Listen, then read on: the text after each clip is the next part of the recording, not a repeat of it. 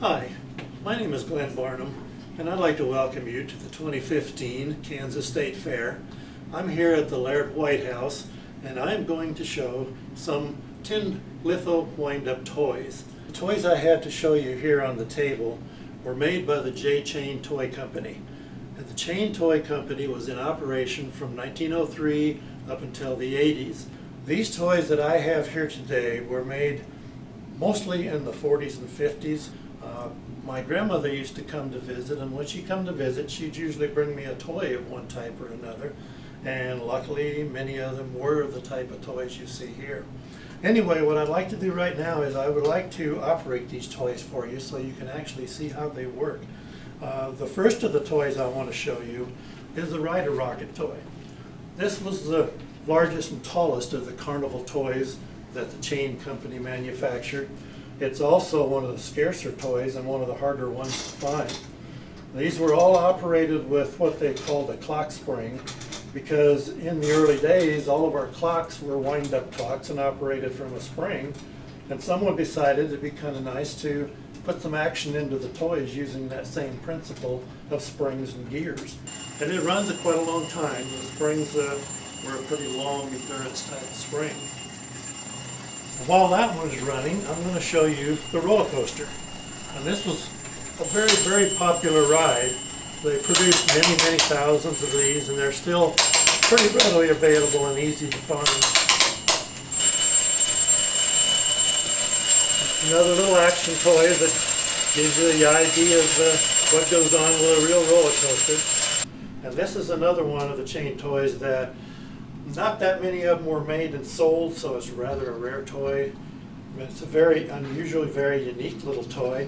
I'm not sure what actual carnival ride this was copied from, but since J Chain created most of their toys based on Coney Island, I would suppose that Coney Island probably had this type of a ride. And the last one that I have is one that's made by Unique Art. Anyway, this is the sailaway. It has a pullback lever for the spring on it that sets the spring, and then it's off and running. It also has a little musical system built into it. And that's about it. I hope you've enjoyed seeing all the toys operate. I wish I could be here every day at the fair to show them to you personally, but since I can't, then we've made the video, and I hope that you will enjoy it. And I hope you'll come back again from time to time. Thank you very much. The Old Mill at the Kansas State Fair turns 100 in 2015.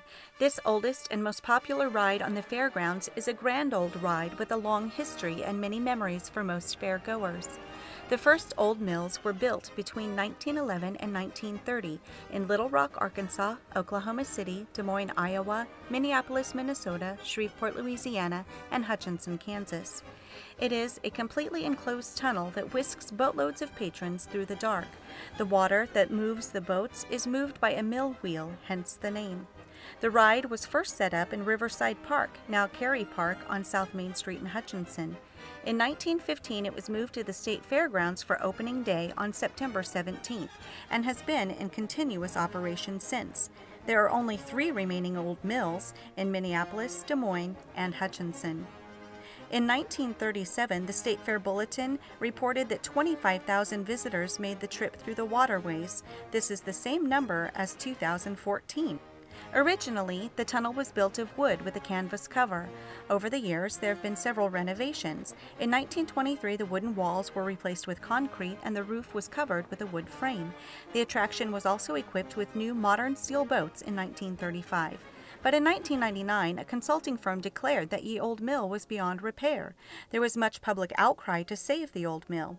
In 2006, former Hutchinson Correctional Facility Warden Lewis Bruce and 10 inmates worked for 10 months to save the ride from being demolished. Currently, Ye Old Mill runs 8 boats. The ride lasts 3 minutes. Nearly 100,000 gallons of water fill the 1,000-foot-long channel, 2 to 4 feet deep. It takes approximately 20 workers to load and unload the boats, work the mill, provide the scenes, etc.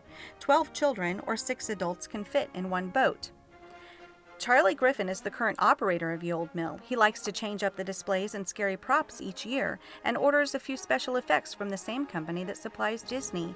He's added an electronic ghost with glowing eyes and a steam-breathing dragon that moves and roars when sensors are triggered.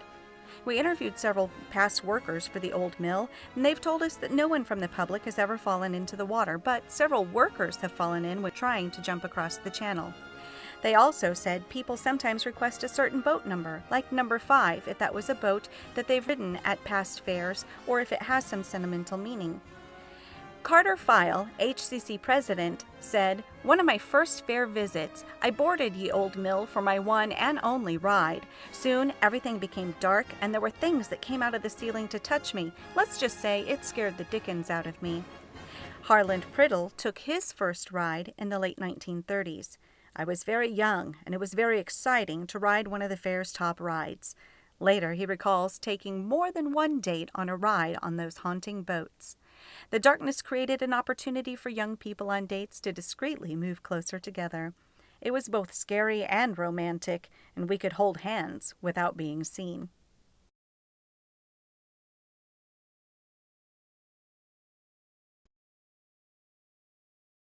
My name is Bob Hoover.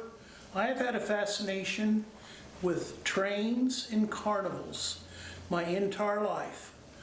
The State Fair came to me and asked me to do this documentary as part of this year's history of the Royal American Carnival. Part of the nature of the Royal American was it traveled by train.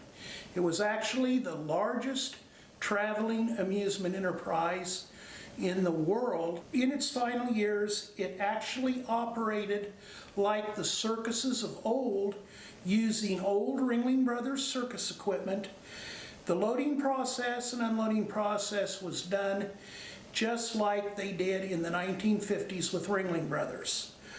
The following documentary will show you meeting the train at McPherson, it following through Inman to the fairgrounds, and the unloading process starting during the day, going into the night.